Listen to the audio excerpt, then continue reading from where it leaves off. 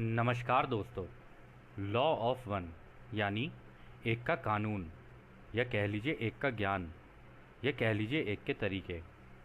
यह उसका 49वां सत्र है जो कि अप्रैल 27, 1981 को रिकॉर्ड किया गया था। दोहराया जाता है कि इस किताब द्वारा दी गई सभी सूचनाएं और जानकारियां आप जान भी सकते हैं, मान भी सकते हैं, नज़रअंदाज भी कर सकते हैं और नकार भी सकते हैं, क्योंकि यह आपकी स्वतंत्र इच्छा या फ्री विल है जो कि एक अनंत रचयिता द्वारा आपको दी गई है। एक बात और कही जाती है कि लॉ ऑफ वन पूरी तरह से सभी के लिए फ्री है। यदि कोई इकाई या व्यक्ति इसको निजी स्वार्थ के लिए इस्तेमाल करे तो वह उसकी व्यक्तिगत जिम्मेदारी होगी। और साथ ही साथ यह भी कहा जाता है कि यदि कोई व्यक्ति इसको अपनी भाषा में परिवर्तित करके दूसरों से साझा करना चाहे या फिर इन वीडियोस को अपने चैनल पर चलाना चाहे तो वह भी ऐसा कर सकता है, क्योंकि वह भी उसकी फ्री विल है। तो जैसा कि राह हमेशा कहते हैं, हम राह हैं। हम आपका स्वागत एक अनंत रचयिता के प्रेम और रोशनी में करते हैं। अब हम संवाद करते हैं। तो पहला सवाल डॉन करते हैं, क्या आप कृपया हमें सबसे पहले कार्ला की स्थिति के बारे में बता सकते हैं? तो राह कहते हैं, यह वैसा ही है जैसा कि हमने पहले बताया था। तो अगला सवाल डॉन करते हैं, धन्यवाद। मेरे पास पहले जिम का एक सवाल है। वे कहते हैं, पिछले 9 सालों से मैं जैसे ही सुबह उठता हूँ उसके ठीक पहले पूर्व चेतना की स्थिति में मुझे मेरे माथे में दिमाग के अगले हिस्से यानी कि फ्रंटल लोब में कुछ अनुभव होता है। यह अनुभव आनंद और दबाव का एक मिश्रण है जो माथे से शुरू होता है और पूरे दिमाग में पल्स के द्वारा फैल जाता है, और मेरे दिमाग में मुझे एक ऑर्गेज़म की तरह महसूस होता है। मेरे पास इस तरह के अब तक लगभग 200 अनुभव हैं और अक्सर वे सपनों और आवाज़ों के साथ होते हैं जो शायद ही कभी मेरे लिए ज़्यादा मायने रखते हैं। मेरे माथे पर होने वाले इन अनुभवों का क्या स्रोत है? तो दोस्तों, इस सवाल में जिम के साथ 9 सालों से वो बोल रहे हैं कि पूर्व चेतना की स्थिति में, मतलब जैसे ही वो उठते हैं तो उठने के बाद की जो स्थिति होती है, तो कहते हैं उनके माथे के फ्रंटल लोब यानी जो हमारा माथा होता है ना, माथे से हल्का सा अगर ऊपर की तरफ देखेंगे जहाँ से बाल शुरू होते हैं, तो वहाँ से फ्रंटल लोब हमारा शुरू होता है। तो उसमें वो कहते हैं उनको एक अलग तरह का अनुभव आनंद वाला होता है और एक दबाव भी महसूस होता है जो एक बड़ा मिला जुला सा है और पूरे दिमाग में एक पल्स की द्वारा फैल जाता है। तो पल्स दोस्तों कुछ इस तरीके की होती है, जैसे मान लीजिए ठहरा हुआ पानी है एक बाल्टी के अंदर, आपने ऊपर से उसके अंदर एक कंकड़ डाल दिया, तो होता क्या, जैसे ही आप उसके अंदर कंकड़ डालेंगे ना, वो तरंगों की तरह ना चारों तरफ फैलना शुरू कर जाएगा, है ना। तरंगे तो ऐसी चलती है ना। तो वो कह रहे कि बिल्कुल एक पल्स की तरह वो मेरे दिमाग के अंदर ना फैलना शुरू हो जाता है। तो वो ये कहते हैं कि और ये मुझे एक ऑर्गेज़म की तरह महसूस होता है। तो ऑर्गेज़म वो स्थिति होती है दोस्तों जब प्रेम क्रिया में, जब आप बिल्कुल अपने एंड पर होते हो और क्लाइमेक्स पे होते हो, उसको कहा जाता है।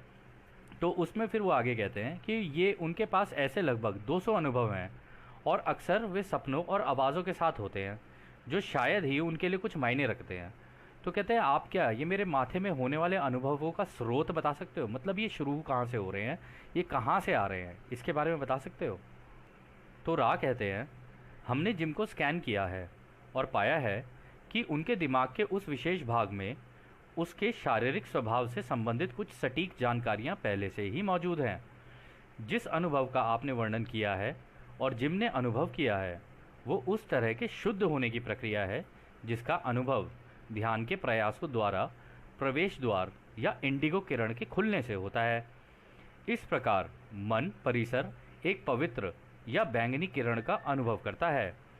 इस तरह के अनुभव उसकी शुरुआत है जिसमें शरीर, मन और आत्मा प्रवेश द्वार या इंडिगो स्तर में एक हो जाते हैं, जिससे न केवल आनंद का अनुभव प्राप्त होता है बल्कि इसके साथ चलने वाली अनंत बुद्धिमानिता की समझ भी प्राप्त होती है। इस प्रकार शरीर का ऑर्गेज़म और मन के ऑर्गेज़म मिलकर एक हो जाते हैं, जो आगे आध्यात्मिक एकता के लिए उचित प्रवेश द्वार तैयार करता है, और इसका उपयोग एक रॉकेट की तरह होता है जिससे एक अनंत रचयिता के सारे अनुभव की पवित्रता हम महसूस करते हैं। इस प्रकार ऐसा काफ़ी कुछ है जिसकी आशा आगे जिम कर सकते हैं।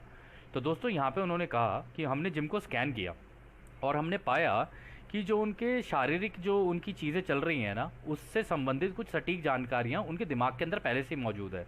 यानी कि उनके शरीर के अंदर जो चीज़ें होती हैं ना, उसकी सारी इन्फॉर्मेशन उनके दिमाग में ऑलरेडी है। तो वो कहते हैं, और जिन अनुभवों का आपने अभी बताया ना जिनके बारे में, उन्होंने कहा ये एक शुद्ध होने की प्रक्रिया होती है, यानी कि अब आप शुद्ध हो रहे हो। और ये तब होता है जब आपकी कुंडलिनी जागृत होती है। ठीक है, आप लोगों ने सुना भी होगा कुंडलिनी जागृत होना। तो जब भी आपका पीनियल ग्लैंड खुलना शुरू होगा ना, तो आपको इस तरीके का एक आनंद का अनुभव होना शुरू होगा। तो वो कह रहे हैं कि इसका मतलब ये द्वार आपका खुल गया है। और जब ये खुलता है तो उन्होंने कहा कि जो मन है और मन परिसर, यानी आपके जो, जिसे हम बोलते हैं ना चेतना का जो दिमाग है, या कह लो आपकी सोच है, कह रहे उसका एक परिसर ओपन होता है और वो पवित्र होता चला जाता है और बैंगनी किरण का अनुभव करता है, यानी वही इंडिगो रे, क्योंकि आपके पीनियल ग्लैंड से तो इंडिगो रे ही एंटर होती है ना। तो वो कहते हैं कि उसकी शुरुआत में उन्होंने कहा शरीर, मन और आत्मा प्रवेश द्वार में इंडिगो स्तर में एक हो जाते हैं। तो यानी कि जो शारीरिक आपकी जितनी भी वो अनुभव होते हैं, जिसे ऑर्गेज़म कहा जाता है, उसी तरीके से आपके मन के अंदर भी वो ऑर्गेज़म होता है। आपको याद होगा एक सत्र में राह ने कहा था कि ये जो ऑर्गेज़म होता है ना, इसी तरीके का अनुभव रचयिता के दिमाग में इस पूरी फील्ड के अंदर कंटिन्यूअसली चलता रहता है। और ये ही है वो जिसकी वजह से रचयिता हमेशा एक आनंद का अनुभव प्राप्त करते रहते हैं। और आपने कई लोगों से सुना होगा जिन लोगों की कुंडलिनी जागृत हुई होती है, आप उनसे हमेशा एक ही चीज़ सुनोगे कि वो बड़े आनंद की फीलिंग में है, बड़ी आनंद की ही फीलिंग है, और वो उसी के अंदर ही रहना पसंद करते हैं और ज़्यादा किसी से बात भी नहीं करना चाहते, क्योंकि उनको कंटिन्यूअसली ये जो है ना, ये दोनों चीज़ों का एहसास हो रहा होता है, जैसे शारीरिक ऑर्गेज़म और दिमाग के अंदर दोनों ही चीज़ें चल रही हों। और राह ने यहाँ पर कहा ही है, जैसे ही ये होता है ना, तो अनंत बुद्धिमानिता, यानी रचयिता की बुद्धिमानिता के अंदर क्या चल रहा है ना, इन तरंगों के अंदर क्या क्या जानकारियाँ हैं, उसका भी द्वार खुल जाता है। और उन्होंने कहा कि ये उचित प्रवेश द्वार तैयार करता है और इसका उपयोग एक रॉकेट की तरह होता है, जिससे अनंत रचयिता के सारे अनुभवों की पवित्रता हम महसूस कर सकते हैं। तो यानी कि उन्होंने ये कहा कि बिल्कुल एक रॉकेट की तरह फिर दरवाज़ा खुलता है, और जैसे ही आप उसके अंदर एंटर करते हो, तो आप क्रिएटर के पवित्र होने का, कि वो रचयिता कितने पवित्र हैं और कितने आनंदमय हैं, और क्यों आपको वो आनंद महसूस होता है उनसे, जब आप उनसे मिलन होता है बेसिकली आपका। कई लोग कहते हैं ना मुझे रचयिता के साथ मिलना है, ये वो आनंद का अनुभव होता है।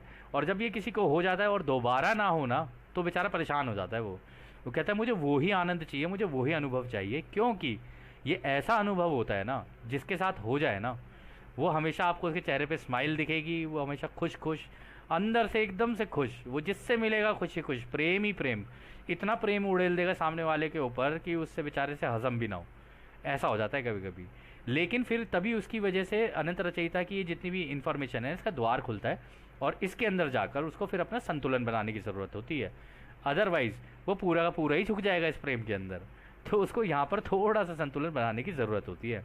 और इसमें भी उन्होंने देखो जिम के लिए सजेशन दिया है कि हम जिम के लिए कहेंगे कि वो आगे काफ़ी कुछ आशा कर सकते हैं, यानी उनको काफ़ी तरीके के अनुभव हो सकते हैं अब, यानी उनके अंदर अब रचयिता की जानकारियाँ आना शुरू हो जाएंगी। और ये ही वो तरीका होता है दोस्तों जिसके थ्रू चैनलिंग भी होती है। ये जितनी चैनलिंग होती है ना, ये जितनी भी ये लॉ ऑफ वन भी हुई है, और आज भी प्रिंसिपल्स ऑफ को जो चल रही है, जो क्या कहते हैं जिम खुद चैनल करते हैं, वो इसी कारण से कर पाते हैं क्योंकि उनका ये वाला इंडिगो रे खुल चुका है, इसलिए वो चैनल कर पाते हैं इन सारी जानकारियों को। तो खैर अगला सवाल डॉन जिम से करते हैं, क्या आप इस सवाल में कुछ और जोड़ना चाहेंगे? तो जिम कहते हैं ठीक है। तो रा से वो कहते हैं, मैं पिछले सत्र में सोच रहा था कि आपने बाएं और दाएं कान में आने वाली ध्वनि के बारे में बताया था, तो क्या बायां और दायां दिमाग किसी प्रकार से खुद की सेवा और दूसरों की सेवा वाले झुकाव से संबंधित है? क्या आप इस पर टिप्पणी दे सकते हैं? तो रा कहते हैं हम इस पर टिप्पणी कर सकते हैं। तो यानी कि उन्होंने कहा ये जो हमारा लेफ्ट ब्रेन होता है और ये जो हमारा राइट ब्रेन होता है, क्या इससे झुकाव पता चलते हैं? क्योंकि लेफ्ट ब्रेन तो एनालिटिकल थिंकिंग करेगा, यानी कि तर्क, कुतर्क, वितर्क, ये सारी चीज़ें करेगा। तर्क भी यही करता है। जितनी भी हम ये साइंटिफिकल नॉलेज जो ले रहे होते हैं या चीज़ें देख रहे होते हैं, सही गलत उल्टा सीधा, और चीज़ों को जज कर रहे होते हैं ना, ये इस लेफ्ट ब्रेन से ही कर रहे होते हैं हम लोग। मतलब जितनी भी हमारी ज़िंदगी में परेशानियाँ हो रही होती हैं ना, सही गलत और ये वो, जैसे आपको याद होगा आने कहा था कि वास्तविकता में कुछ भी सही और गलत नहीं है। उन्होंने इसलिए कहा था क्योंकि अगर लेफ्ट ब्रेन और राइट ब्रेन को तुमने सिंक कर दिया तो तुम्हें पता चलेगा सही गलत कुछ नहीं है, सारी चीज़ें अनुभवी हैं बस। तो इसमें वो यही कह रहे हैं कि जो लेफ्ट वाला है क्या खुद की सेवा का है, और ये जो राइट वाला है क्योंकि ये क्रिएटिव होता है। क्रिएटिव यानी कि आपकी जितनी भी इंटेलिजेंस होगी, जितने आइडियाज़ आएंगे आपको, वो सारे इसी के अंदर ही आएंगे। और दोस्तों कहा भी जाता है कि जो 3 तरीके की सोच होती है, एक होती है कि आप दूसरों के बारे में, लोगों के बारे में, ये ऐसा है, ये वैसा है, इसने ऐसा कर दिया, उसने वैसा कर दिया है, आप दूसरों को जजमेंट वगैरह करते रहोगे ना, इसको कहा जाता है लेवल 3 की सोच, सबसे नीचे की सोच, ठीक है, सबसे निम्न सोच बोला जाता है, जो कि लेफ्ट ब्रेन एनालिटिकल थिंकिंग से चलती है। फिर इसके बाद एक सेंटर में एक और आती है, हल्का सा, मतलब ये भी आप बिल्कुल सेंटर में नहीं कह सकते, हल्का सा लेफ्ट ब्रेन में ही होती है ये। इसमें होता है कि आप घटनाओं के बारे में बात करते हो, यानी कि अरे उधर वहाँ ऐसा हो गया, फलाने के घर ऐसा हो गया, इधर ये हो गया, उस देश में ऐसा हो गया, उस राज्य में ऐसा हो गया, इसमें ऐसा हो गया, इसके साथ वैसा हो गया, ये सारी चीज़ें होती हैं लेवल 2 पे। फिर इसके बाद जो लेवल 3 होता है, यानी कि जो आपके राइट ब्रेन की जो एक्टिविटी होती है, उसे कहते हैं क्रिएटिव ब्रेन में होने वाली क्षमता और उसके द्वारा कार्य, या कह लो उसके द्वारा की गई सोच, और उससे मैनिफेस्ट भी बहुत तेज़ी से होती हैं चीज़ें। अगर कोई व्यक्ति इसका इस्तेमाल करना शुरू कर दे तो मैनिफेस्टेशन बहुत तेज़ी से कर सकता है अपनी ज़िंदगी में किसी भी चीज़ की। और आजकल आप लोग देख भी रहे होंगे, शायद आप में से कई लोगों के साथ, जब से आपने लॉ ऑफ 1 भी पढ़नी शुरू की है तो थोड़ा सा दिमाग खुलना शुरू हुआ होगा, और आप मेडिटेट भी कर रहे हो तो दिमाग और ज़्यादा खुलता है। तो ये क्रिएटिव ब्रेन ही होता है जिसके अंदर आप जाके ये सारी इन्फॉर्मेशन लेके आ रहे होते हो, क्योंकि यही है सबसे ज़्यादा कनेक्टेड रहता है यूनिवर्सल फील्ड्स के साथ, इन्हीं चारों प्राइमल फोर्सेस के साथ, या कह लो रचयिता के साथ। इसी के अंदर से सारी इन्फॉर्मेशन आप निकाल के ला रहे होते हो। तो ये जो आखिरी वाली होती है ना, इसके अंदर होते हैं आइडियाज़ और क्रिएटिव थिंकिंग, ठीक है ना, कि कितने रचनात्मक तरीके से आप सोच सकते हो, एक ही प्रॉब्लम के आप मल्टीपल सोल्यूशन सोच सकते हो, ये सारी चीज़ें राइट ब्रेन में होती हैं। तो खैर राय यहाँ पर ये कहते हैं हम इस पर टिप्पणी कर सकते हैं। तो फिर आगे डॉन कहते हैं ठीक है, कृपया क्या आप आगे बढ़ेंगे और इस पर टिप्पणी करेंगे। तो रा कहते हैं आपके भौतिक दिमाग के हिस्से या भाग का उपयोग कमज़ोर विद्युत ऊर्जा की तरह होता है। यदि झुकाव ध्रुवीकरण पर विचार किया जाता है तो एक इकाई ऐसा भी हो सकता है जो सहज रूप से इंट्यूशन से और जिज्ञासा इम्पल्सिस से निर्णय लेता है, और उसी के बनस्पत एक इकाई ऐसा भी होता है जो कि तर्क के द्वारा सोच समझकर रैशनल एनालिसिस या निर्णय लेता है। इन हिस्सों या भागों का उपयोग दोनों तरह के झुकाव में, यानी कि खुद की सेवा और दूसरों की सेवा के रूप में किया जा सकता है। तो यहाँ पर देखो रा ने बता ही दिया कि आपके दिमाग में ना जो चीज़ें चल रही होती है ना, वो इलेक्ट्रिकल सर्किट चल रहे होते हैं।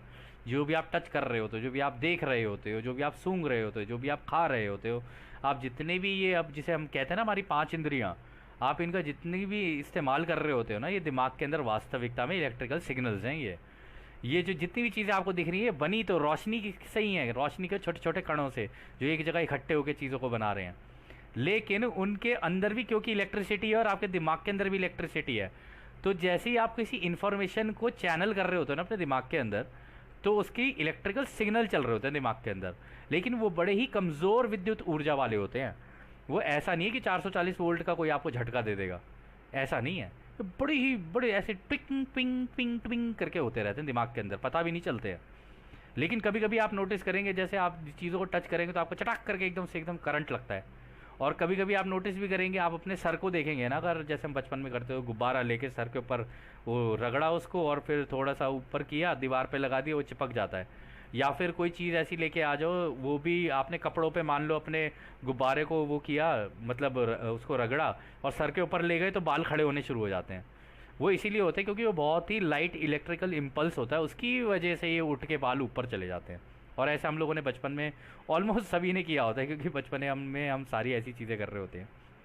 तो वो कहते हैं कि यदि झुकाव ध्रुवीकरण पर विचार किया जाता है, तो वो कहते हैं देखो, अगर आप इससे ध्रुवीकरण की बात कर रहे हो कि मतलब झुकाव की, कि खुद की सेवा या दूसरों की सेवा, तो इसमें 2 तरीके के व्यक्ति हो सकते हैं। एक तो बड़े आराम से कूलली कामली सहज रूप से अपनी इंट्यूशन, यानी जैसे इंट्यूशन आपको याद होगा ना कि मुझे ऐसा लग रहा है, मुझे ऐसा प्रतीत हो रहा है, मेरा दिल ये कह रहा है। जो बेसिकली इंट्यूशन वो होती है जब इंसान ये कहता है कि मेरा दिल ये कह रहा है। तो इसमें और जिज्ञासा यानी जानने की इच्छा अगर हो तो उससे वो निर्णय लेता है। और इन दोनों केसेस में आपका राइट ब्रेन बहुत अच्छी से एक्टिविटी कर रहा होता है, ठीक है, ये राइट ब्रेन के अंदर ही चल रही होती हैं सारी चीज़ें। लेकिन उसी के कॉन्ट्ररी कुछ लोग ऐसे होते हैं जो कि ना मतलब तर्क वितर्क कुतर्क थोड़ा साइंटिफिकली सोचेंगे, लॉजिक लगाएंगे, रीजनिंग करेंगे। इसलिए बच्चों को बचपन में काफ़ी लॉजिक और रीजनिंग कराई जाती है ताकि उनका लेफ्ट ब्रेन थिंकिंग ज़्यादा हो। अगर क्रिएटिव ब्रेन की थिंकिंग के बारे में बात किया जाए तो उनको ज़्यादा से ज़्यादा आर्ट्स वगैरह करा दी जाती है, मतलब ड्राइंग पेंटिंग और ये सारी चीज़ें करा दी जाती हैं, म्यूज़िक करा दिया जाता है।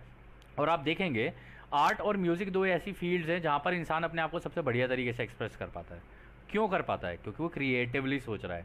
लेकिन जब वो लेफ्ट ब्रेन से सीख रहा होगा या कुछ कर रहा होगा ना, तो ज़्यादातर वो निर्णायक ही रहेगा, रैशनल एनालिसिस में ही लगा रहेगा, वो सही गलत ऐसा हो गया वैसा हो गया दूसरों को जज करने में और इन्हीं कामों में लगा रहेगा वो, क्योंकि वो अपने लेफ्ट ब्रेन की ज़्यादा थिंकिंग कर रहा है, राइट ब्रेन से क्रिएटिवली सोच ही नहीं रहा है वो, ठीक है। तो इसी में उन्होंने ये कहा कि इसी तरीके के हिस्सों के ये जो भाग है ना, इनका दोनों तरीके से इस्तेमाल हो सकता है, खुद की सेवा के लिए भी और दूसरों की सेवा के लिए भी।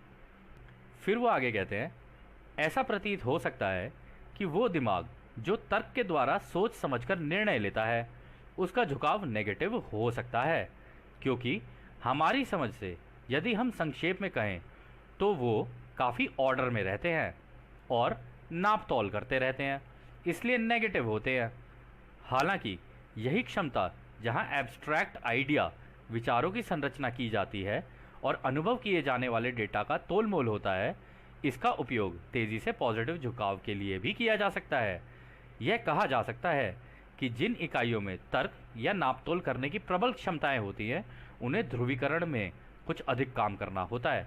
तो देखो उन्होंने यहाँ पर भी कह दिया कि देखो ऐसा हमें प्रतीत हो रहा है, ये जो तुम्हारा दिमाग है ना, ये जो लोग लेफ्ट ब्रेन थिंकिंग ज़्यादा करते हैं ना, सही गलत नाप तोल, मेरा फ़ायदा उसका नुकसान, मतलब 24 घंटे इस तरीके की चीज़ों में फंसे रहते हैं ना, उनका झुकाव नेगेटिव हो सकता है। वो इसलिए क्योंकि 24 घंटे वो इन्हीं सब चीज़ों के बारे में ही सोचते रहेंगे, वो क्रिएटिव थिंकिंग में जा ही नहीं सकते। और वो ये इसमें भी वो कह रहे हैं क्योंकि इस दिमाग के अंदर एक ऑर्डर होता है, ऑर्डर वो इस तरीके से चल रहा होता है कि वो उसमें नाप तोल हमेशा ही चलती रहेगी, सही गलत ये वो, ऐसा इसने ये कर दिया उसने वैसा कर दिया। और आपने लोगों ने देखा भी होगा कई लोगों को, अगर आप चाहें तो आप कर सकते हैं, लेकिन आप किसी पे जजमेंट पास नहीं कर सकते, आप अपने अनुभव के लिए आप ये कर सकते हैं।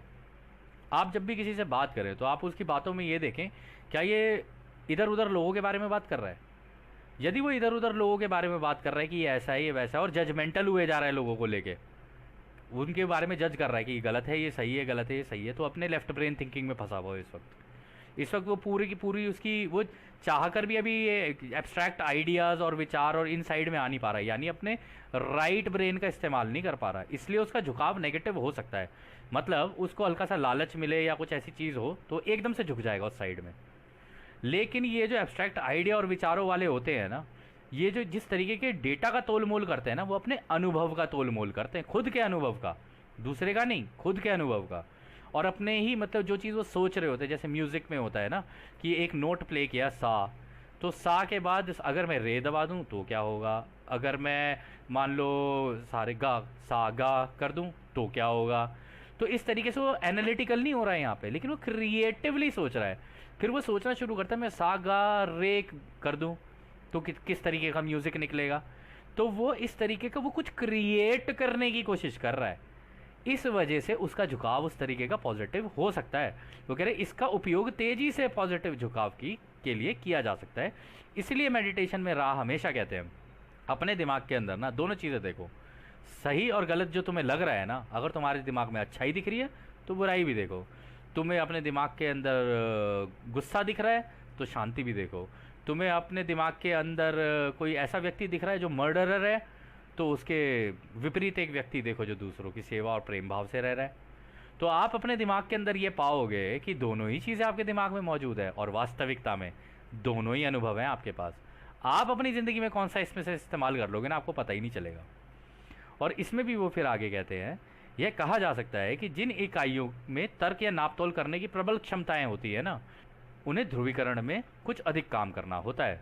तो देख लो उन्होंने बोल ही दिया कि भाई वो अपनी पोलैरिटी को इस इधर एक दिशा में झुका नहीं सकते। और जबकि रा ने कहा है और इस किताब के अंदर भी बताया रा ने कि इस धरती के ऊपर जितने भी लोग हैं ना, उन्हें अपना ध्रुवीकरण करके कोई एक साइड लेनी है, या तो पॉजिटिव में झुक जाए वो और पूरी तरीके से पॉजिटिव में झुके, या नेगेटिव में झुक जाए और पूरी तरीके से ही झुके, वहाँ की ग्रेड में उसे 95% करना ही पड़ेगा, क्रूर होना ही पड़ेगा उसको।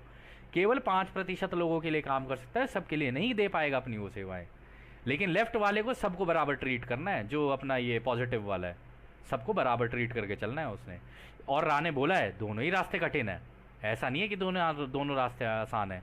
आप लेफ्ट वाले रास्ते पे काम करोगे आपको तब भी दुनिया की सुनने को मिलेगी, आप राइट वाले के अंदर काम करोगे यानी खुद की सेवा वाले में, तब भी आपको दूसरों की सुननी पड़ेगी। लेकिन आप अपने रास्ते पर अडिग हो या नहीं हो और आपका झुकाव कितना है, ये उससे होता है निर्धारित सारा। अगर आप हल्के से भी तिल मिलाए और विचलित हुए तो आप एकदम से बीच में कन्फ्यूजन वाली स्टेट में आ जाओगे और फिर आपकी ग्रेड बनते बनते बनते बनते भी रुक जाएगी और आप कन्फ्यूजन वाली स्टेट में चले जाओगे। तो इस चीज़ का हर प्रत्येक व्यक्ति को अपने ऊपर खुद काम करना होता है, खुद ध्यान देना चाहिए। फिर वो आगे कहते हैं, इस सहज ज्ञान यानी इंट्यूशन का इस्तेमाल बुद्धि को जानकारी देने का होता है। आपकी माया में सहज ज्ञान काफ़ी अनियंत्रित, बेलगाम, अनब्रिडल्ड होता है और सहज ज्ञान से उत्पन्न दृष्टिकोण की अनियमितता वैगरीज के कारण एक इकाई का अधिक से अधिक ध्रुवीकरण नहीं हो पाता है, यानी कि ये इकाई के झुकाव को बनने से रोकती है। जैसा कि आप देख सकते हैं, इन दो प्रकार के दिमाग की संरचना को संतुलित करने की आवश्यकता है ताकि अनुभवों के माध्यम द्वारा असल जोड़ यानी नेट सम से झुकाव बने और रोशनी यानी इल्यूमिनेशन प्राप्त हो। क्योंकि सहज ज्ञान के महत्व को जाने बगैर केवल तर्क द्वारा इसका रचनात्मक पहलू जो कि रोशनी प्राप्त करने में सहायता करता है, इसके कारण दब सकता है। तो उन्होंने बोल दिया है, उन्होंने कहा है कि ये जो तुम्हारी इंट्यूशन है ना, यहाँ पर जो तुम इस्तेमाल करते हो ना, वो क्योंकि तुम्हारा इसके ऊपर कंट्रोल नहीं है तो तुम इसे बेलगाम तरीके से इस्तेमाल करते हो। तुम्हें लगेगा मेरा दिल तो ये कह रहा है, लेकिन फिर जब वो चीज़ होती नहीं है तुम कह रहे हो लगता है मेरा दिल तो गलत मेरे को इन्फॉर्मेशन दे रहा था। वो इसीलिए क्योंकि आप अभी वो अनियंत्रित है और ये मेडिटेशन से ही इस पर नियंत्रण लाया जा सकता है। जब आप दोनों ही साइडें देखने लग जाओगे तो आपको पता चल जाएगा, अच्छा मेरा दिल ये कह रहा है, मेरा दिमाग ये कह रहा है। और हमेशा अपने आप को चेक करते रहना चाहिए कि भाई ये मेरे दिमाग से निकली है बात या ये मेरे दिल में चल रही है। और जब आप ऐसे करने लग जाओगे ना तो आपका धीरे धीरे झुकाव बनना शुरू होगा। और उन्होंने कहा है, इस सहज ज्ञान से जो उत्पन्न दृष्टिकोण यानी जो नज़रिया पैदा होता है ना एक इंसान का, जो एक नज़रिया बनता है, उसके अंदर अनियमितता होती है। यानी उसके अंदर आप ये नहीं कह सकते एक सेट पैटर्न हो, कभी कुछ हो जाएगा, कभी कुछ हो जाएगा, कभी कुछ हो जाएगा, कभी कुछ हो जाएगा, क्योंकि लगाम नहीं लगा रखी है आपने इस पर, इसे कंट्रोल नहीं कर रखा है। और इसी वजह से वो कह रहे हैं कि अधिक ध्रुवीकरण नहीं हो पाता है, ना तो मतलब खुद की सेवा ना दूसरों की सेवा, उसका हो ही नहीं पाता है। तो इसमें वो कहते हैं कि ये जो है ना, उसमें वो ये कहना चाह रहे हैं कि यानी कि ये इकाई के झुकाव को बनने से रोकती है, मतलब आपका झुकाव ही नहीं बनने देगी है। इसलिए कहा जाता है कि चाहे आप लॉ ऑफ वन भी कर रहे हैं, लेकिन अगर आप मेडिटेट भी साथ में करते रहेंगे ना तो आपका झुकाव बहुत प्यार से, बड़े आराम से आपका दूसरों की सेवा वाला हो जाएगा। और आप उस मेडिटेशन के अंदर क्रिएटर से मांगोगे ना कि मुझे भी दूसरों की सेवा करने के मौके चाहिए, तो क्योंकि अगर वो आपने माध्यम लगाए होंगे ना अपनी ज़िंदगी में, आप अचानक से देखोगे खटाखट खटाखट वो माध्यम आपके लगने शुरू हो जाएंगे। वो इसलिए लगने शुरू हो जाएंगे, लोग आने लग जाएंगे आपके पास इन्फॉर्मेशन मांगने के लिए, आपको खुद पता चल जाएगा। लेकिन उस टाइम पर सबसे ज़्यादा ध्यान ये रखना होता है कि मैं बहाव में ना बहूँ। ये ज़रूरी नहीं है आप 24 घंटे किसी के लिए अवेलेबल रहो, 49% आपका है, इस चीज़ को याद रखना।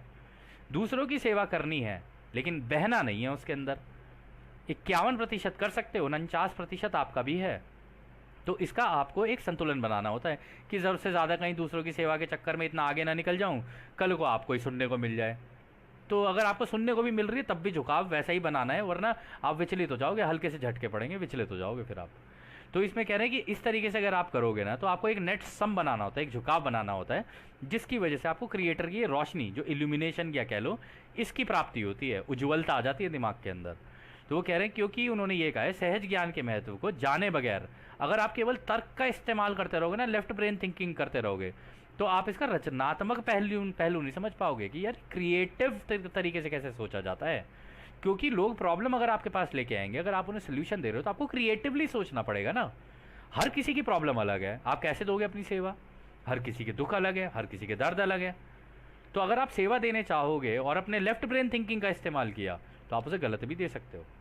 इसलिए आपको क्रिएटिव होना पड़ता है। हर तरीके का व्यक्ति अलग होता है, तो उसके लिए उसकी प्रॉब्लम के सोल्यूशन भी अलग होंगे या उसकी सेवा के तरीके भी अलग होंगे। एक तरीके की सेवा सब पर नहीं लागू हो सकती। तो वो इसी में आगे कहते हैं कि इसी के कारण ये जो आपका रचनात्मक पहलू है ना, ये दब सकता है, जो कि रोशनी प्राप्त करने में सहायता करता है। तो इससे थोड़ा सा ध्यान से करना है इसको, और ये मेडिटेशन से हो जाता है। फिर वो आगे कहते हैं दाएं और बाएं और पॉजिटिव और नेगेटिव के बीच एक समानता है। आपके शरीर को घेरने वाली ऊर्जा के जाल में कुछ जटिल ध्रुवीकरण होते हैं।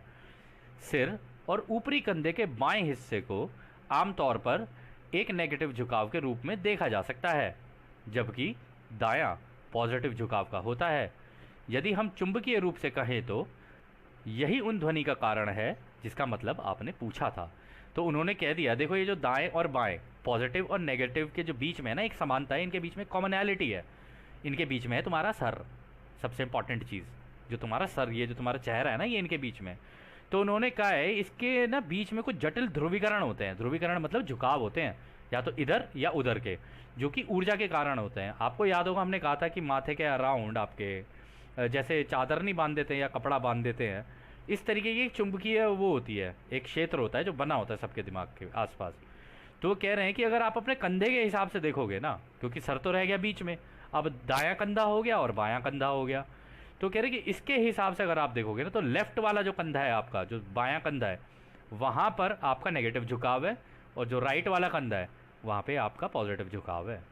और अगर आप इसे मैग्नेट की तरह देखोगे तो आपको समझ में आ जाएगा कि लेफ़्ट साइड की जो आप चीज़ें सुन रहे होते हो ना, अपने लेफ़्ट दिमाग की जो सुन रहे होते हो, वो ये नेगेटिव साइड में आपका झुकाव कर सकती हैं। और इसी लेफ़्ट ब्रेन की थिंकिंग का इस्तेमाल करके ओरायन साइकिक अटैक्स भी करता है लोगों के ऊपर। पर लोगों को पता नहीं चल पाता। लोगों को लगता है मैं तो तर्क वितर्क कर रहा हूँ, मैं तो तर्क लगा रहा हूँ। तर्क तो तुम लगा लोगे, कोई दिक्कत नहीं है, तर्क आप जितना मर्जी चाहो लगा लो, लेकिन तर्क का इस्तेमाल तो ओरायन करता है, क्योंकि यही तो उसकी पावर है। उसकी तो पावर ही तर्क वितर्क कुतर्क है। पूरे ब्रह्मांड में इनको तर्क वितर्क और कुतर्क करने वाला बोला जाता है। इसीलिए आप अभी आगे देखेंगे, शायद पिछले सत्र में बोला या आगे बोल देंगे, इसी कारण से उनके पास जितनी भी टेक्नोलॉजीज हैं वो सारी चीज़ें हैं ना, वो पौराणिक है उनकी। और रा के पास जितने भी हैं वो सुपर एडवांस्ड है उनकी, क्योंकि वो क्रिएटिवली आगे ही बढ़ते चले जा रहे हैं। उसका जितना बेहतरी के लिए इस्तेमाल हो सके वो करते ही चले जा रहे हैं, क्योंकि उनकी सभ्यताएं हमसे मिलियन मिलियन लाखों लाखों करोड़ों करोड़ों साल आगे हैं।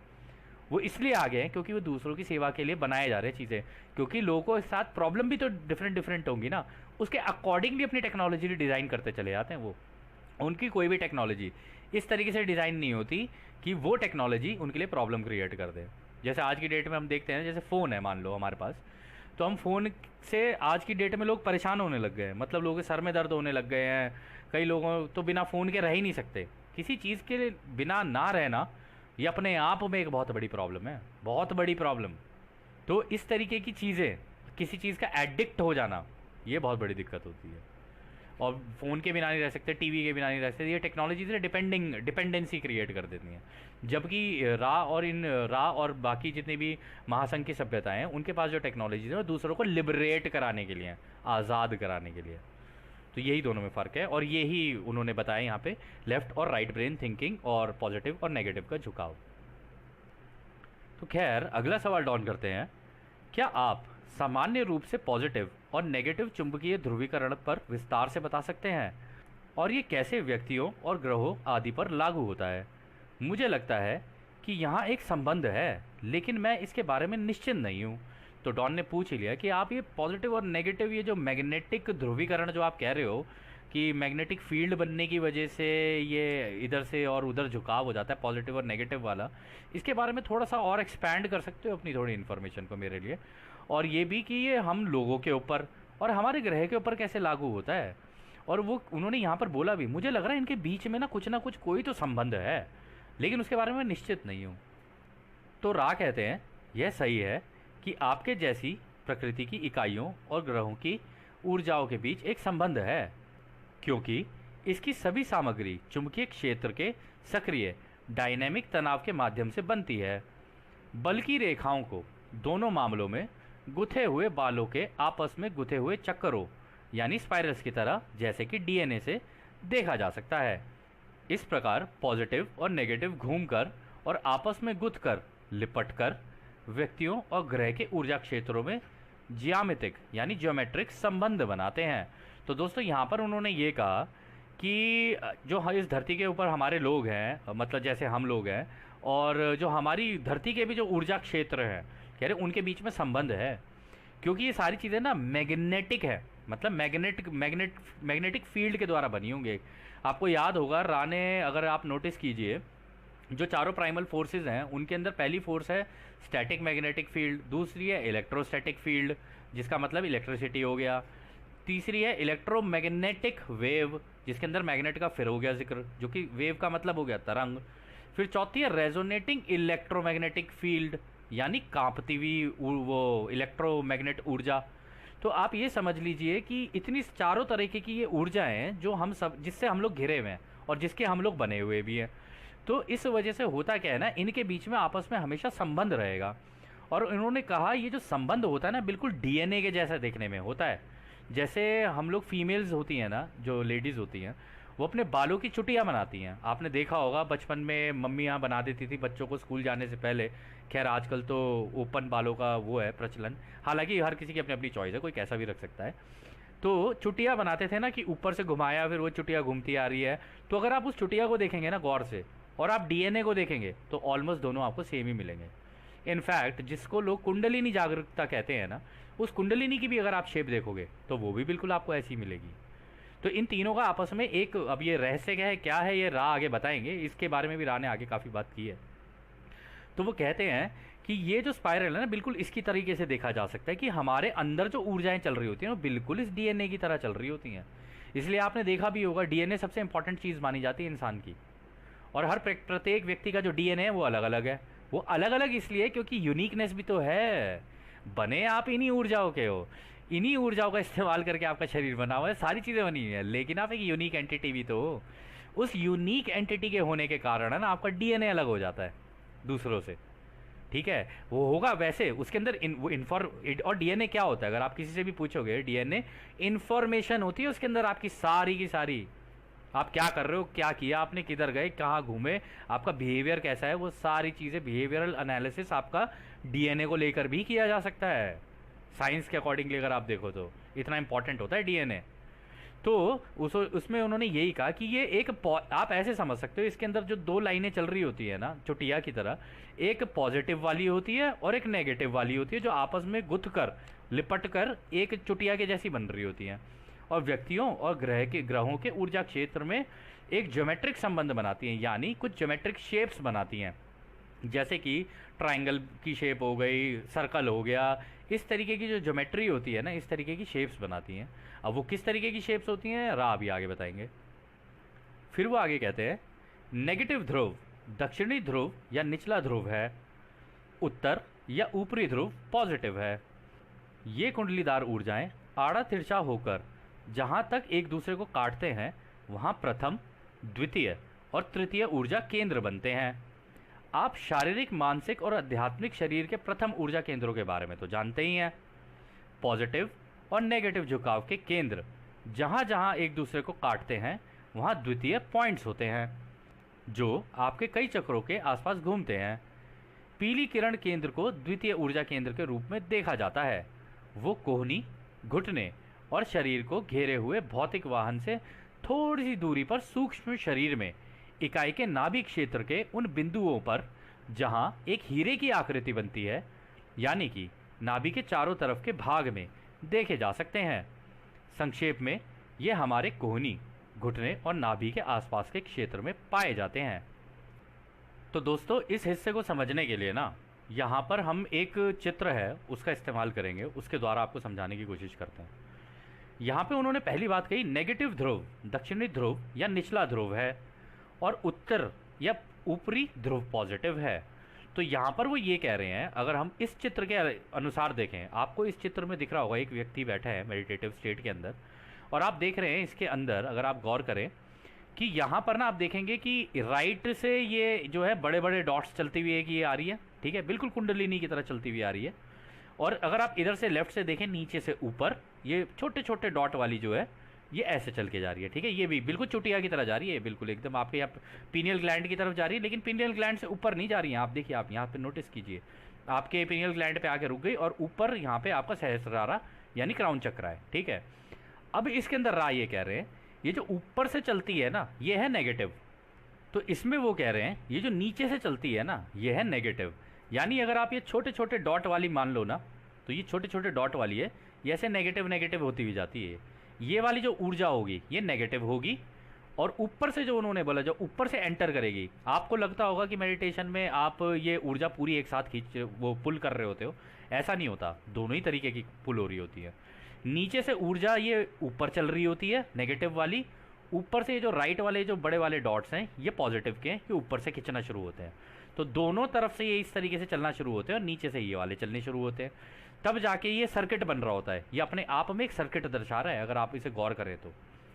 फिर वो आगे कहते हैं ये कुंडलीदार ऊर्जाएं आड़ा तिरछा होकर जहां एक दूसरे को काटते हैं, वहां प्रथम, द्वितीय और तृतीय ऊर्जा केंद्र बनते हैं। आप शारीरिक, मानसिक और आध्यात्मिक शरीर के प्रथम ऊर्जा केंद्रों के बारे में तो जानते ही हैं।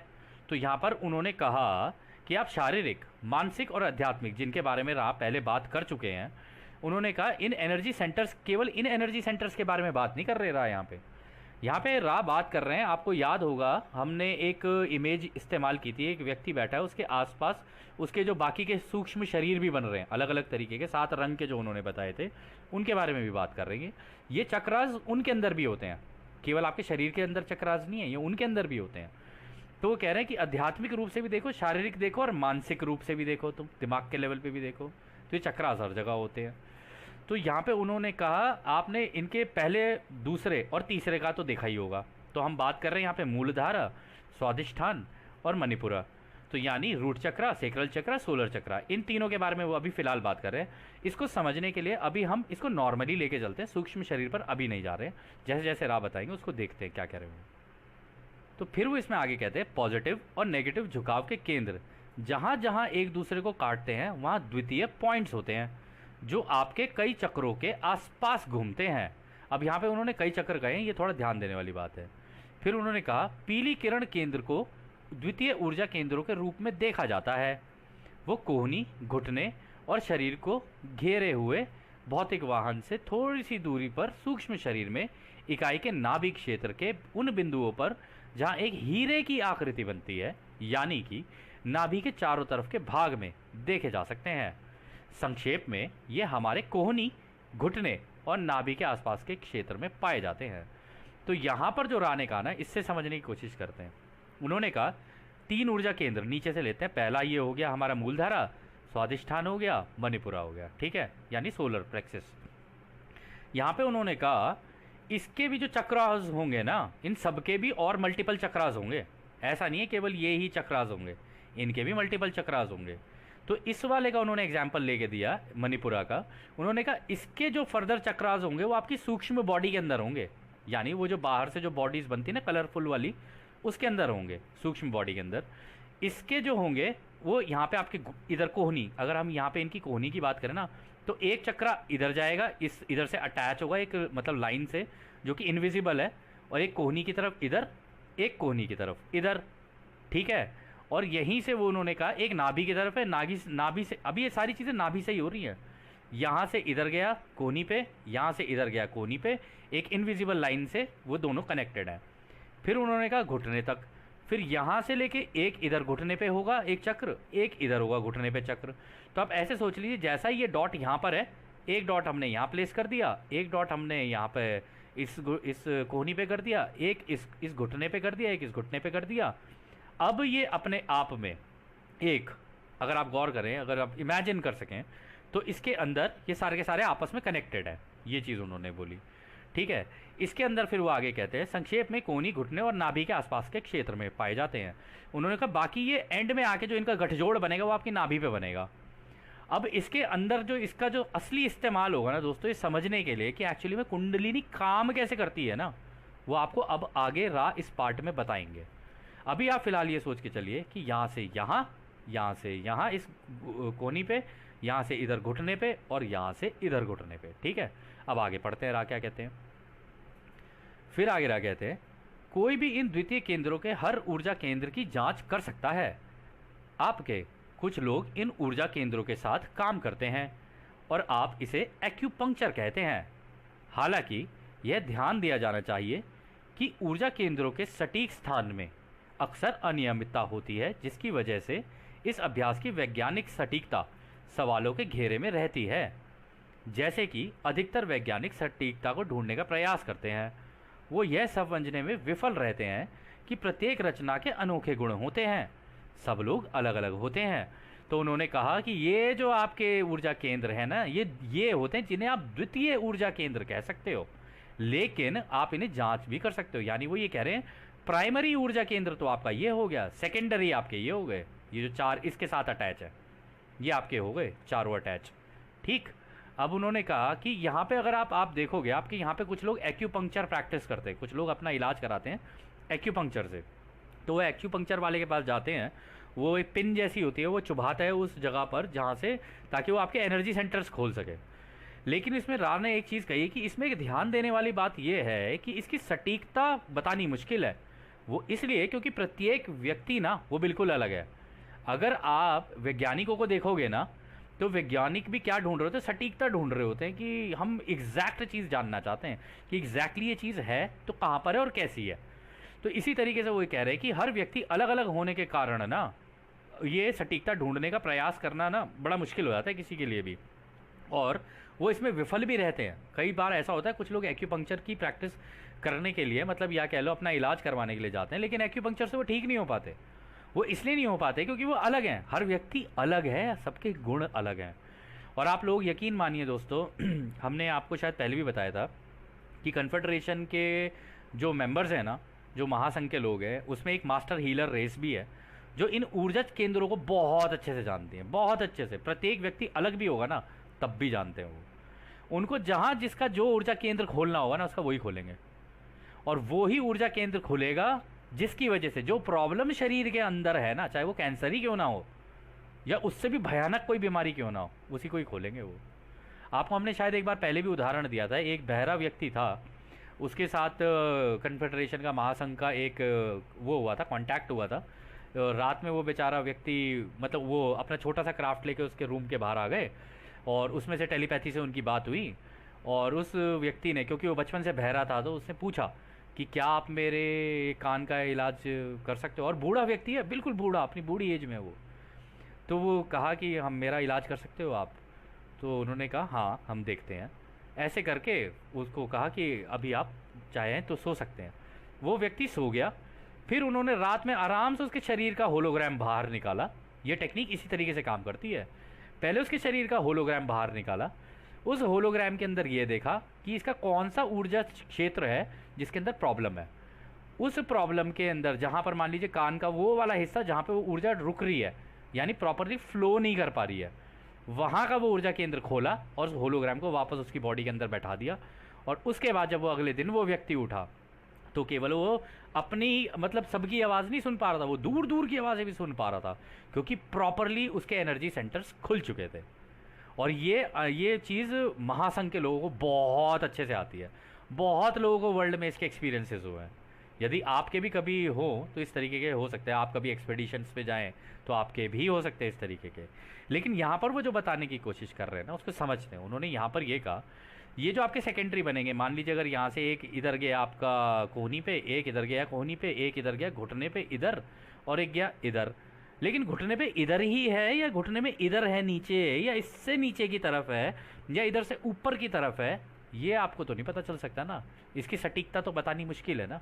इसलिए आप एक्यूपंक्चर वालों को भी देखोगे तो वो चेक करते हैं कि कहाँ पर एग्जैक्टली, एक जगह पे नहीं, वो पहले सुई चुभाएंगे, यहाँ पे हो रहा है दर्द, यहाँ पे हो रहा है दर्द, यहाँ पे हो रहा है दर्द। ऐसे कर करके उसके अकॉर्डिंगली भी वो भी पता लगाने की कोशिश करते हैं कि एग्जैक्टली कहाँ पर है। तो एग्जैक्ट उस पॉइंट के एनर्जी सेंटर को खोलेंगे ना, तभी भी वो ऊर्जा का प्रवाह होगा और तभी आपका चक्रा ये बैलेंस हो पाएगा, तभी आपकी बॉडी बैलेंस हो पाएगी, तभी वो तबीयत भी ठीक हो पाएगी।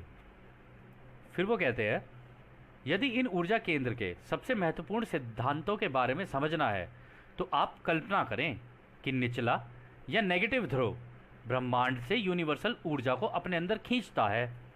वहाँ से वो ऊर्जा ऊपर की ओर चलती है और अंदर से नीचे की ओर आने वाली पॉजिटिव कुंडलीदार ऊर्जा के साथ मिलती है और प्रतिक्रिया करती है। किसी भी इकाई के चक्रों की गतिविधि के स्तर को मापने के लिए उन स्थान चक्रों को देखा जाता है जहाँ ये दक्षिणी ध्रुव की बाहरी ऊर्जा आंतरिक कुंडलीदार पॉजिटिव ऊर्जा से मिलते हैं। तो यहाँ पर वो ये कह रहे हैं कि यूनिवर्स से, यानी जो हमारा, आपको याद है ना, वो जो हमारा गैलेक्टिक सेंटर है, यानी कि हमारी आकाशगंगा के जो सेंटर से जो चलती है हमारे सूरज की तरफ, सूरज से होती हुई जो हमारी तरफ आती है, वो सारी ऊर्जाएं, जो ये वाला है ना, ये डॉट डॉट छोटे वाले, छोटे छोटे छोटे छोटे वाले हैं, इनके द्वारा नीचे से एंटर करेगी। जब आप मेडिटेटिव स्टेट के अंदर बैठे हो रहे होते हो, आपकी बॉडी के अंदर ये काम हो रहा होता है, कह रहे वो नीचे से एंटर करेगी, ऊपर की तरफ चलना शुरू करेगी। और एक पॉजिटिव ऊर्जा जो आपके अंदर ऑलरेडी है, ये पॉजिटिव चार्ज आप जब पैदा होते हो आपके अंदर ऑलरेडी होता है, ये ऊपर से चलना शुरू करेगा आपके अंदर। और जहाँ जहाँ ये काटते जाएंगे ना अपने आप को, वो कह रहे वहाँ के जो, जहाँ ये कटते हैं ना, वहाँ के ऊर्जा के जो कटाव होते हैं, या एक देखते हैं रा, जो कह रहे हैं रा के एग्जैक्ट वर्ड्स देखते हैं, कहते हैं कि रा कहते हैं किसी भी इकाई के चक्रों की गतिविधि के स्तर को मापने के लिए उन स्थान चक्रों को देखा जाता है जहां ये दक्षिणी ध्रुव की बाहरी ऊर्जा आंतरिक कुंडलीदार पॉजिटिव ऊर्जा से मिलते हैं। तो वो ये कह रहे हैं किसी भी व्यक्ति का स्तर, कि भाई वो अगली ग्रहत्वता में जाने लायक है, उसका संतुलन है या नहीं है, ये कहाँ कहाँ कट मारेंगे ना एक दूसरे को, उसके अकॉर्डिंग भी देखा जाता है। अब आप ये सोच रहे होगे कि जब मैं मेडिटेशन करता हूँगा तो क्या ये ऊर्जा मेरे चक्रों के अंदर से ऐसे होती हुई जा रही होती है, ऐसी होती हुई जा रही होगी कि नीचे से ऐसे छोटे छोटे ये पॉजिटिव वाली मतलब जो गैलेक्टिक सेंटर से आ रही है नेगेटिव ऊर्जा, ये यहाँ से जाएगी, फिर ऊपर से घूम के ये पॉजिटिव वाली जो है ये इस तरीके से आएगी, और ये बिल्कुल मेरे सेंटर्स के बीच में से होती हुई आ रही है। ऐसा नहीं है दोस्तों, अभी देखना रहा जो आगे बताते हैं। लेकिन हाँ, इसमें इंपॉर्टेंट पॉइंट ये चीज़ है राज ने जो बोली कि भाई ये आपस में एक दूसरे को जहाँ काटती है ना, वहाँ के ऊर्जा सेंटर्स को देखा जाता है कि ये वहाँ पे क्या गतिविधि चल रही है, उससे आपका संतुलन या आपका असंतुलन, ये दोनों चीज़ें पता चल सकती हैं। और ये रा बड़े अच्छे से देख सकते हैं क्योंकि उनको संतुलन या असंतुलन आपके सहस्त्र रारा यहाँ पे क्राउन चक्रा में दिख रहा होता है कि अच्छा ये कितने पहुँचे, क्योंकि जैसे ही वो यहाँ पे अगर आपका बैलेंस हो गया ना, यहाँ रेनबो बन जाएगा, ये रेनबो कलर का हो जाएगा। और जिस दिन ये रेनबो बन गया ना आपके सर के ऊपर, आपको अपने इसका अगर आपको पता करना है ना, तो आपके सर के पीछे से ना आपको बड़ी तेज़ी से ऐसा लगेगा जैसे कोई, मतलब सर के ऊपर और सर के पीछे की तरफ से आपको ऐसा लगेगा जैसे कोई बड़ी टिंगलिंग टिंगलिंग सेंसेशंस आ रही हो, ठीक है, और बड़ी तेज़ी से ऊर्जा आ रही हो। इससे थोड़ा सा आप अंदाज़ा लगा सकते हैं कि अब आप उस क्या कहते हैं बैलेंस की तरफ, उस संतुलन की तरफ जा रहे हैं। खैर आगे देखते हैं।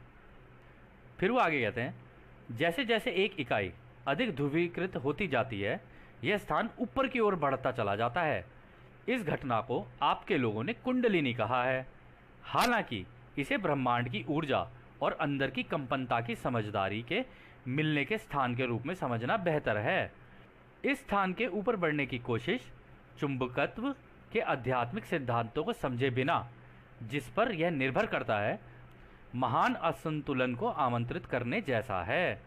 तो वो कह रहे हैं कि जब तक आपको ये नहीं पता है कि आप एक्चुअली में आप कर क्या रहे हो, मतलब जब आप मेडिटेशन कर रहे हो और आपको ये चीज़ें नहीं पता कि मेरे अंदर ये चीज़ें किस तरीके से चल रही हैं, क्योंकि आप विजुअलाइजेशन भी तो उस तरीके से नहीं कर पाओगे ना कि मेरे अंदर इस तरीके से चल रही चीज़ें, तो उस तरीके से भी करना। फिर इससे करने से ना दोस्तों आप विजुअलाइजेशन अपने अंदर अच्छे से कर सकते हो, जिस तरीके से राज ने इसमें समझाया है ना। और आप इसको करके देखना, अगर आपको लगे कुछ फ़र्क तो अच्छा ही है, हम तो कोशिश कर सकते हैं। मतलब राह ने जिस तरीके से बताया है अच्छा है तरीका वैसे तो उन्होंने कहा है कि ये जब जैसे जैसे ये कोई इकाई ध्रुवीकृत होती जाती है, ध्रुवीकृत होने का मतलब है या तो पॉजिटिव झुकाव या नेगेटिव झुकाव, ये जैसे जैसे होता जाएगा ना, ये स्थान ऊपर की ओर बढ़ता जाता है। यानी राह ने पता है क्या कहा यहाँ पे, ये जो हमारे चक्रास है ना, ये इनके अंदर से होती हुई नहीं जा रही हैं। जो असंतुलित व्यक्ति होगा ना, ये उसके अंदर यहाँ कहीं नीचे होंगी, मतलब घुसेंगी नीचे से यहाँ से ऐसे, लेकिन यहीं से पहले से ही कट लग रहे होंगे। इधर से मेन जो चक्रास है उनकी तरफ नहीं जा रही हैं, ये पहले से ही कट रही हैं आपस में, और फिर यहीं कहीं बीच में से कटते कटते कटते कटते ऐसे जा रही हैं। इसका मतलब राने का है जैसे जैसे कोई व्यक्ति अपना झुकाव बनाता जाएगा ना, तो होता क्या है, जो आप कहते हो ना चक्रास घूमते हैं, तो अब आपको वो समझ में आएगा कि मान लीजिए यहाँ पर है, जैसे मान लीजिए ये आपका ये है, ये मणिपुरा, यहाँ से इधर एक गया था, यहाँ से मतलब एक इधर कोहनी पे, एक इधर कोहनी पे गया था, एक इधर आपके इधर घुटने पे गया था, एक इधर घुटने पे। तो पता ही क्या बन जाता है, ये बन जाता है अपने आप में एक ऐसी चूड़ी जो कि एक स्क्रू होता है ना, स्क्रू, उसकी तरह टाइट होनी शुरू होती है ये। तो यानी ये जो ऊर्जा चल रही है ना नीचे से ऊपर और ऊपर से नीचे, ये यहाँ कहीं अगर बीच में असंतुलित होगी ना, तो ये जब घूमना शुरू करते हैं चूड़ी की तरह इसको टाइट करना शुरू करते हैं आपके अंदर। ये चक्र घूमना शुरू करेंगे, जितनी तेजी से ये घूमते जाएंगे तो आपको यहाँ से नीचे से ये उठ के अपने असली जगह पर लेके जानी होती है और वहाँ इसको ठहराव करना पड़ता है। तो यानी कि अगर हम यहाँ पर एग्जाम्पल लें कि ये चूड़ी अब घूमनी शुरू की, मतलब यहाँ पे जो आपका चक्र है ना, यहाँ से इधर से आपके कोनी के इधर लेके अभी घूमे जा रही है, गोल गोल गोल गोल गोल गोल गोल गोल घूम रही है, आप मेडिटेट कर रहे हो, घूमना शुरू किया है इसने। लेकिन ये जो आपका एक्चुअल कट है ना, ये जो ऊपर से ये जो आपको दिख रहा है यहाँ पे ये जो कट लग रहा है इस ग्रीन वाले चक्र के पीछे की तरफ, ये ऊपर नहीं है, ये नीचे है यहाँ पे, आप ऐसे सोच के चलिए। ये सारे जितने भी है ना अपनी जगह से असंतुलित है। एक असंतुलित व्यक्ति के अंदर ऐसे ही होते हैं ये असंतुलित है। जैसे ही चक्र घूमना शुरू करेगा ये चूड़ी टाइट होनी शुरू होगी, ये चूड़ी टाइट होनी शुरू होगी, ऊपर से ऊर्जा नीचे की तरफ इधर से आ रही हो, सॉरी ये लेफ्ट वाली ऊर्जा नीचे से ऊपर जा रही होगी, ऊपर वाली जो पॉजिटिव वाली वो नीचे आ रही होगी, और ये धीरे धीरे धीरे खिंचाव होता है, खिंचाव होगा, खिंचाव होके अगर यहाँ पे कहीं असंतुलित है वो तो खिंचना शुरू करेगा करेगा करेगा, मेडिटेट करके ये आया और हार्ट चक्र के अंदर आके एकदम से सेटल हो गया। और जैसे ही वो यहाँ पर सेटल होगा एकदम से उसका संतुलन परफेक्ट हो जाएगा। और जैसे ही उसका संतुलन परफेक्ट होगा यहाँ पे टिंग करके एक आवाज़ होगी और सहस्रारा में रा और जितनी भी महासंघ के जितने भी लोग हैं सबको पता चल जाएगा हाँ इसका संतुलन आ गया है, अब ये कटाई योग्य हो चुका है। इस तरीके से संतुलन बनाया जाता है। और ये जो संतुलन है ना ये दोनों चीज़ों को मिला के बनता है, एक तो आपकी मेडिटेशन और दूसरा एक झुकाव पैदा करना, या तो दूसरों की सेवा का या खुद की सेवा का। ये ही सारी चीज़ें जो है खुद की सेवा वाले काले जादू से करते हैं, और जो दूसरों की सेवा वाले हैं वो जिनको वाइट मैजिशियन बोला जाता है वो मेडिटेशन से करते हैं। जितने भी हमारे असेंडेड मास्टर्स आए ना उन्होंने इसी टेक्निक का इस्तेमाल किया है, और इसी तरीके से इस चूड़ी को घुमाना शुरू करते हैं वो अपने अंदर, और नीचे से उठा के टंग करके एकदम से यहाँ पे ले जाके हार्ट चक्र में रखा और आ गया संतुलन। और एक बार उनको संतुलन आया नहीं यहाँ पे, क्योंकि यहाँ से भी उठ के ये जाएगी और सीधा यहाँ आपका अंज चक्र जो है ब्राउन चक्र, यहाँ ब्रो चक्र लिखा हुआ है यहाँ पे, हालांकि इसको कुंडलिनी वाला जो आपका इंडिगो पिनियल ग्लैंड बोलते हैं, जैसे ही यहाँ से उठ के यहाँ टंग करके इसके अंदर जाके लगा ना उसी वक्त आपकी कुंडलिनी जागृत होगी, और जैसे ही वो जागृत होगी आपका हो गया वो डायरेक्ट कनेक्शन इन्फिनिट क्रिएटर यानी इस अनंत रचयिता की सारी फील्ड से। और जैसे ही वो फील्ड से होता है तो जैसे अभी राह ने पहले बताया उस तरीके का ऑर्गेज़मिक आनंद आना शुरू हो जाता है मन में, यानी इधर दिमाग के अंदर, और वास्तविकता में भी कई लोगों को हो जाता है ये, वास्तविकता में शारीरिक रूप से भी हो जाता है ये। तो जैसे ये होता है तो इसका मतलब उस व्यक्ति को समझ जाना चाहिए कि अब मेरा उस अनंत रचयिता से पूरा संपर्क बन चुका है, अब मैं जो इन्फॉर्मेशन चाहूँ वो इन्फॉर्मेशन चैनल कर सकता हूँ। और ऐसे ही चैनलर्स जितने भी होते हैं, जो अच्छे चैनलर्स होते हैं ना, वो इसी से ही अपनी चैनलिंग करते हैं, और वो सारी इन्फॉर्मेशन क्रिएटर की इन्हीं फील्ड्स के द्वारा यहाँ से सहस्रारा से होते हुए इधर से पीनियल ग्लैंड से होते हुए और फिर थ्रोट चक्रा के द्वारा वो दूसरों को दे रहे होते हैं, यानी मुंह से बोल के या लिख के, जैसे भी उनकी इच्छा हो। परंतु दोस्तों इसमें देखो उन्होंने एक चीज़ और बहुत अंत में सबसे इम्पॉर्टेंट कही है कि इस स्थान को ऊपर बढ़ाने की कोशिश इस मैग्नेटिक तरीके को, यानी कि अगर आप जैसे लोग कोशिश करते हैं ना कि कुंडलिनी को ऊपर बढ़ाएं, जब तक आपको इसका ये मैग्नेटिक तरीका नहीं पता होगा ना, जैसे अभी राह ने समझाया, और इसके सिद्धांतों को अगर आप नहीं समझोगे ना, तो जिसके ऊपर ये निर्भर करता है कि मतलब आपकी ये प्रॉपरली ऊपर जाए, क्योंकि एक ऊर्जा ऊपर से आ रही है और एक ऊर्जा नीचे से जा रही है। अगर आपको इसके सिद्धांत समझ नहीं आए ना और फिर अगर आपने इसको किया तो फिर ये आपके अंदर महान असंतुलन भी ला सकता है, जिसकी वजह से आपने सुना भी होगा कई लोगों को स्किज़ोफ्रेनिया भी हो जाता है। वो स्किज़ोफ्रेनिया होने का कारण ही यही है कि उनके अंदर ये असंतुलन आ गया, यानी कि ये जिस तरीके से जानी चाहिए थी ना ये प्रॉपरली अपनी प्लेसमेंट में हुई नहीं। जिन जिन चक्रास के अंदर ये जाके प्लेस होनी चाहिए थी ना उस जगह पर जाके इसकी प्लेसमेंट नहीं हुई। इस वजह से कुछ लोगों को इस तरीके की प्रॉब्लम्स हो जाती हैं। लेकिन उनको अगर हो भी जाए ना, उनको फिर और कंटिन्यूसली मेडिटेट करके अपने संतुलन को वापस लाना होता है। उस मेडिटेट करने से उनका संतुलन वापस आ भी जाता है, इसलिए कोई ऐसी दिक्कत वाली बात नहीं है। लेकिन इस कार्य को जब भी करे कोई व्यक्ति तो उसे ध्यान से ही करना चाहिए, और ये प्रत्येक व्यक्ति को खुद करना होता है अपने ऊपर। तो वी होप दोस्तों कि ये सेशन आपको अच्छा लगा होगा, और ये सत्र काफ़ी लंबा है और इसमें काफ़ी जटिल जानकारियाँ हैं, तो इस सत्र को हम आगे कंटिन्यू करेंगे। और जैसा कि राह हमेशा कहते हैं, अब हम आपको उस एक अनंत रचयिता के प्रेम उसकी रोशनी, उसकी शक्ति और उसकी शांति में छोड़कर चलते हैं। आदने हमारे दोस्तों, आदने वसु। धन्यवाद।